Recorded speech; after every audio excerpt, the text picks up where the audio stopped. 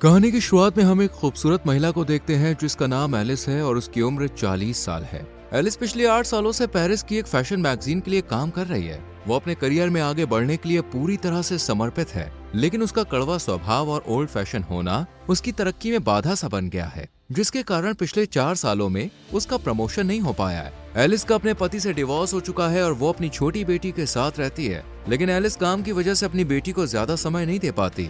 वो काम में जाने से पहले अपनी बेटी को अपनी बहन के घर छोड़कर जाती है। एलिस अपनी जिंदगी में बहुत अकेली है और उसे खुद के लिए भी समय नहीं मिलता। एलिस अपनी कंपनी के काम से ब्राजील जाती है और जब वो काम खत्म करके फ्लाइट से पेरिस लौट रही होती है तो उसकी मुलाकात एक यंग लड़के से होती है जिसका नाम एडम है। एडम की उम्र 20 साल है और वो एक कॉलेज में पढ़ता है। एडम ने इकोनॉमी क्लास की सीट बुक की थी, लेकिन उसके सीट में दिक्कत होती है, इसलिए उसे बिजनेस क्लास में एलिस के पास बैठा दिया जाता है। एडम पहली बार बिजनेस क्लास की सीट पर बैठकर काफी खुश होता है, जबकि एलिस अपने लैपटॉप पर काम कर रही होती है। लैंडिंग के दौरान प्लेन में तेज टर्बुलेंस शुरू हो जाती है, जिससे एलिस बहुत डर जाती है और एडम का हाथ पकड़ लेती है। ये देखकर एडम मन ही मन बहुत खुश हो जाता है, क्योंकि पहली बार किसी लड़की ने उसके साथ ऐसा किया था और वो एलिस से आकर्षित हो जाता है। कुछ देर बाद प्लेन लैंड करता है और एलिस जाने लगती है। एडम उससे बात करना चाहता है, मगर एलिस सिर्फ बाय बोलकर निकल जाती है। तभी एडम देखता है कि एलिस का पेन ड्राइव सीट के नीचे गिरा हुआ है। वो उसे लौटाने के लिए एयरपोर्ट के बाहर आता है, लेकिन तब तक बहुत देर हो जाती है।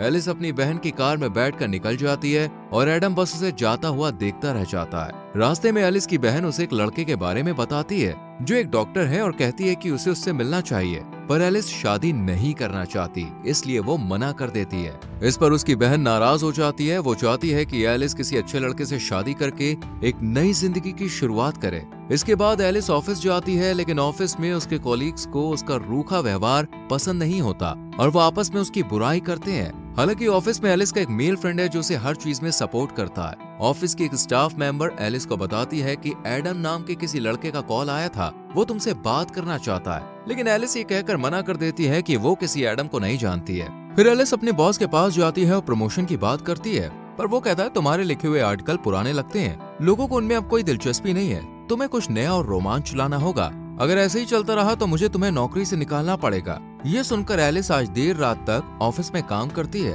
और सोचती है कि वो कुछ नया और रोमांच कैसे ला सकती है। तभी उसके पास वही स्टाफ मेंबर का नोट मिलता है जिसमें लिखा होता है कि वो लड़का पेन ड्राइव की बात कर रहा था। एलिस को याद आता है कि उसने गलती से पेन ड्राइव प्लेन के अंदर गिरा दी थी। वो तुरंत एडम को कॉल करती है और कहती है कि तुम कहाँ हो, मुझे पेन ड्राइव चाहिए, वो बहुत जरूरी है। एडम उस समय अपने दोस्तों के साथ एक बार में होता है जहाँ वो एलिस को आने के लिए कहता है। जब एलिस बार के बाहर पहुँचती है तो एडम उसे अंदर ले जाता है और अपने दोस्तों से मिलवाता है। वहाँ एलिस के ऑफिस की 2 लड़कियां भी होती हैं जो एलिस को एडम के साथ देखकर हैरान हो जाती हैं। एलिस को पेन ड्राइव लेकर जल्दी निकलना होता है, इसलिए वो एडम से पेन ड्राइव मांगती है। इस पर एडम कहता है कि पेन ड्राइव मेरे घर पर है, इसलिए हमें वहाँ जाना होगा। वो दोनों बाहर आते हैं और एडम उसे अपने स्कूटर पर बैठने को कहता है। एलिस पहली बार स्कूटर पर बैठ रही होती है, इसलिए वो थोड़ा हिचकिचाती है। एडम उसे हेलमेट पहनने को देता है। जब एलिस उसे ठीक से पहन नहीं पाती तो एडम उसकी मदद करता है। तभी एलिस की ऑफिस की वही दोनों लड़कियां उन्हें एक ऐसे एंगल से देखती हैं जिससे लगता है कि जैसे वो दोनों किस कर रहे हैं। वो चुपके से उसकी फोटो क्लिक कर लेती है और उसे ऑनलाइन पोस्ट कर देती है। एडम एलिस को अपने घर लाता है जहां उसके डैड भी मौजूद होते हैं। एडम जानबूझकर पेन ड्राइव देने में देरी करता है ताकि वो एलिस से थोड़ी देर और बात कर सके, पर जब वो एलिस को पेन ड्राइव देता है और वो घर से निकलती है तो एडम कहता है कि क्या मैं तुम्हें स्कूटर से छोड़ दूं? इस पर एलिस कहती है मैं कैब से चली जाऊंगी। फिर एडम कहता है क्या हम कभी बाहर कॉफी पीने चल सकते हैं? इस पर एलिस कुछ नहीं कहती, मुस्कुराती है और थैंक यू कहकर चली जाती है। अगले दिन जब एलिस ऑफिस जाती है तो सब लोग उसे अजीब निगाहों से देख रहे होते हैं। एलिस कुछ समझ नहीं पाती, तभी उसकी एक कॉलीग उसे और एडम की फोटो दिखाते हुए कहती है कि तुम दोनों की ये फोटो किसी ने ऑनलाइन डाल दी है और सबको लग रहा है कि वो और एडम किस कर रहे थे। पर एलिस जानती है कि ये सिर्फ एक गलतफहमी है, ऐसा कुछ नहीं हुआ था। लेकिन उसका बॉस ये देखकर बहुत खुश होता है। वो कहता है मुझे तुम्हारा ये नया लुक बहुत पसंद आया। एलिस कहती है ऐसा कुछ नहीं है, पर बॉस कहता है हमें तो यही चाहिए। वो लड़का तुमसे उम्र में काफी छोटा है, ये बहुत कूल लगेगा। बॉस को लगता है कि मैगजीन युवाओं को टारगेट करती है और अगर एलिस एक जवान लड़के के साथ रिलेशनशिप में है तो वो युवा पीढ़ी की सोच को बेहतर समझ पाएगी। वो कहता है तुम इसमें लगी रहो, ऐसा करने से हमारी मैगजीन बिकेगी क्योंकि लोगों को मिर्च मसाला चाहिए होता है। पर एलिस अपने से कम उम्र के लड़के को डेट नहीं करना चाहती है। वो अपने दोस्त से इस बारे में बात करती है जो उसे सलाह देता है कि उसे बस दुनिया को दिखाने के लिए एडम को डेट करना चाहिए। वो कहता है अगर तुम्हारा बॉस ये देखेगा तो वो तुमसे खुश होकर तुमको प्रमोशन दे सकता है। पर किसी की भावनाओं से खेलना और झूठ बोलना सही नहीं था, लेकिन एलिस के दिमाग में सिर्फ प्रमोशन की धुन सवार थी। इसलिए वो ज्यादा ना सोचते हुए अपने करियर को आगे बढ़ाने के लिए एडम का फायदा उठाने का फैसला कर लेती है। अगले दिन एलिस एडम से मिलती है, वो भी बिल्कुल नए लुक में। उसे देखकर एडम उस पर से अपनी नजरें नहीं हटा पाता। एलिस उसके साथ फ्लर्ट करने लगती है और वो दोनों बातें करने लगते हैं। एडम को यकीन ही नहीं होता कि वो एलिस के साथ है। रात में एलिस एडम को अपने एक दोस्त के शो में ले जाती है। वहाँ एलिस जानबूझकर सबको दिखाने की कोशिश करती है कि वो अपने से 20 साल छोटे लड़के को डेट कर रही है। वहीं उसका दोस्त जो उस शो का होस्ट होता है, जब एलिस के पास आता है और उसे जानबूझकर छूने लगता है तो एडम को ये अच्छा नहीं लगता। वो उस दोस्त के शो का मजाक उड़ाने लगता है। एलिस भी उसकी बातों पर हंसने लगती है। इससे एलिस का दोस्त अपमानित होकर वहाँ से चला जाता है। इसके बाद एलिस और एडम आपस में बात करते हैं। एडम कहता है कि मैंने कभी नहीं सोचा था कि मैं तुमसे इस तरह मिलूंगा और हम साथ में यूं घूमेंगे। एडम को पता होता है कि एलिस का तलाक हो चुका है और उसकी एक बेटी भी है, लेकिन इससे उसे कोई फर्क नहीं पड़ता। एलिस कहती है हमें एक दूसरे को बेहतर समझने की जरूरत है। तभी एलिस के पास उसकी बहन का कॉल आता है। वो कहती है कि मैंने उस डॉक्टर को घर पर बुलाया है जिससे मैं तुम्हें मिलाना चाहती थी, इसलिए तुम जल्दी से घर आ जाओ। एलिस जाना नहीं चाहती, लेकिन बहन की बात की इज्जत करते हुए वो एडम से झूठ बोलती है कि मेरी बेटी की तबीयत खराब है, मुझे घर जाना होगा। ये सुनकर एडम भी थोड़ा परेशान हो जाता है। वो जल्दी से टैक्सी बुलाता है और एलिस को उसमें बैठा देता है। ये देखकर एलिस को लगता है कि एडम उसकी कितनी फिक्र करता है। घर पहुंचने पर एलिस अपनी बहन, जीजा जी और उस डॉक्टर के साथ डिनर करती है।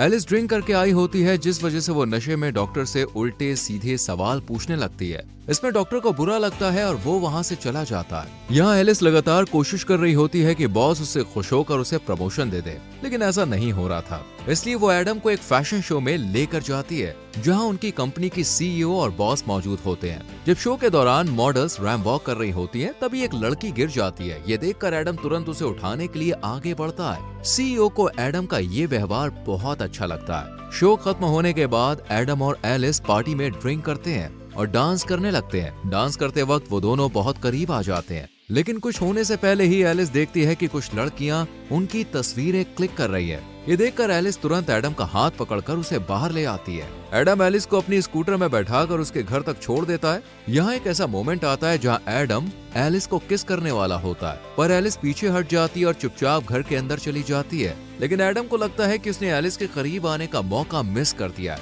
इसलिए वो एलिस के घर जाता है जहाँ उसे पता चलता है कि उसकी बेटी अपनी मौसी के घर पर है। तब एडम एलिस को किस कर लेता है। एलिस खुद को रोक नहीं पाती और दोनों इंटीमेट हो जाते हैं। अगली सुबह एलिस को पिछली रात की घटना के लिए बहुत बुरा लगता है। वो एडम से कहती है कि वो घर से चला जाए, लेकिन बाहर तेज बारिश हो रही होती है, इसलिए बारिश रुकने तक एडम घर में रुक जाता है। तभी एलिस की बहन और बेटी घर लौट आती है। एलिस उनसे कहती है कि एडम उसका कॉलीग है। वो एडम के हाथ में कुछ फाइल्स दे देती है और एडम वहाँ से जाने लगता है, पर जैसे ही वो दरवाजे से बाहर जाता है, एलिस उसे रोककर किस कर लेती है। इससे हमें समझ में आता है कि एलिस अब सच में एडम को पसंद करने लगी है और उसके साथ रहने में उसे अच्छा लगता है। जिस रिश्ते को उसने दुनिया को दिखाने के लिए शुरू किया था, अब वो सचमुच एक एहसास में बदल चुका है। इसके बाद से एडम और एलिस अक्सर साथ में घूमने लगते हैं। एडम उसे सरप्राइज देता है, उसे घुमाने ले जाता है, जो एलिस को बहुत पसंद आता है। अब एलिस और एडम के बीच गहरी भावनाएं विकसित होने लगती हैं। दोनों साथ में बहुत खुश होते हैं। एक दिन एडम एलिस से पूछता है कि तुम दिखने में खूबसूरत हो, अमीर हो, तो फिर तुमने मुझे पसंद क्यों किया?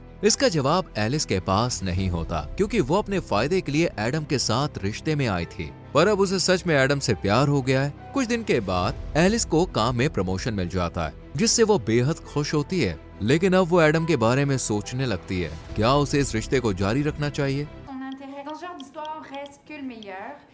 जब वो एडम से मिलती है, तब एडम उससे कहता है कि मैं तुमसे बहुत प्यार करता हूँ और तुमसे शादी करना चाहता हूँ। ये सुनकर एलिस हैरान रह जाती है। वो कहती है कि हम दोनों बहुत अलग हैं। मैं तुमसे 20 साल बड़ी हूँ, तुम्हें अभी अपनी जिंदगी में बहुत कुछ करना है, हम इस रिश्ते को आगे नहीं बढ़ा सकते। एलिस कहती है, मैं तुमसे प्यार करती हूँ, पर मेरी जिंदगी में बहुत सारी जिम्मेदारियां हैं, मेरी बेटी है, मेरा काम है, ऐसे में हम साथ नहीं रह सकते। लोग हमारे रिश्ते को लेकर क्या कहेंगे? वो कहती है शायद यही बेहतर होगा कि हम यहीं पर रुक जाएं। लेकिन एडम उसकी बातों को नहीं मानता। फिर भी एलिस वहाँ से चली जाती है। एलिस जानती है कि उसने एडम को पहले सिर्फ प्रमोशन के लिए इस्तेमाल किया था, लेकिन अब उसे भी उससे सच में प्यार हो गया है और वो उसके साथ रहना चाहती है। फिर भी अपनी जिम्मेदारियों और समाज के डर के कारण वो एडम से दूर हो जाती है। एलिस एडम से दूर होकर बहुत अकेला और तन्हा महसूस कर रही होती है। उसके लिए एडम को भुलाना काफी मुश्किल हो रहा था। वहीं एडम का भी यही हाल था। वो अपने दुख को अपने पिता से साझा करता है। उसके पिता उसे समझाते हैं और कहते हैं, जब मैं तुम्हारी उम्र का था तब मुझे भी प्यार हुआ था। ये सब चलता रहता है, तुम्हें अपनी जिंदगी में आगे बढ़ना होगा। कुछ दिन बाद एलिस के ऑफिस में सीईओ खुद मैगजीन का कवर फोटो देखने आती है, लेकिन उन्हें कवर फोटो पसंद नहीं आती। वो मेल मॉडल की जगह किसी नए और अनदेखे चेहरे की तलाश में होती है। तभी उनकी नजर एलिस के लैपटॉप स्क्रीन पर पड़ती है, जिसका वॉलपेपर एडम की तस्वीर होती है। उसे देखकर सीईओ को याद आता है कि ये वही लड़का है जिसने फैशन शो में रैम वॉक के दौरान गिरी हुई लड़की को उठाया था। वो चाहती है कि एडम उनके मैगजीन का नया मॉडल बने। ये सुनकर एलिस को अच्छा नहीं लगता। वो नहीं चाहती कि वो फिर से एडम से मिले, लेकिन अपने बॉस के कहने पर उनकी बात उसे माननी पड़ती है। एलिस एडम को कॉल और मैसेज करती है और एडम एक टूटे हुए आशिक की तरह घर में बैठकर ड्रिंक कर रहा होता है। वो एलिस के कॉल और मैसेज का गुस्से में जवाब नहीं देता। तब एलिस खुद उसके घर जाती है और उसे अपने साथ बाहर लेकर आती है। एडम को लगता है कि अब एलिस फिर से उसके साथ रिश्ता शुरू करना चाहती है, लेकिन एलिस उसे बताती है कि तुम्हें मैगजीन के लिए मॉडल बनना होगा, तुम्हें खूबसूरत लड़कियों के साथ काम करने का मौका मिलेगा और इसके लिए तुम्हें पैसे भी मिलेंगे। ये सुनकर एडम गुस्से में आ जाता है। उसे समझ में आ जाता है कि एलिस अपने काम के लिए उसके पास आई है। वो कहता है, मैं अब तुमसे मिलना नहीं चाहता, अच्छा होगा हम कभी ना मिलें। और वो गुस्से में वहाँ से चला जाता है। जिस दिन एडम का फोटोशूट होना होता है, सभी एडम के आने का इंतजार कर रहे होते हैं। एलिस को डर लगता है कि अगर एडम नहीं आया तो उसे नौकरी से निकाल दिया जाएगा। तभी एडम वहाँ पे आ जाता है क्योंकि वो अब भी एलिस से प्यार करता है। उसे मेकअप रूम में ले जाया जाता है जहाँ उसका लुक तैयार किया जा रहा होता है। तभी उसके पास एलिस का दोस्त आता है और एडम से माफी मांगता है। वो कहता है कि मैंने ही एलिस को सलाह दी थी कि वो तुम्हारे साथ झूठा रिश्ता बनाए ताकि उसे प्रमोशन मिल सके।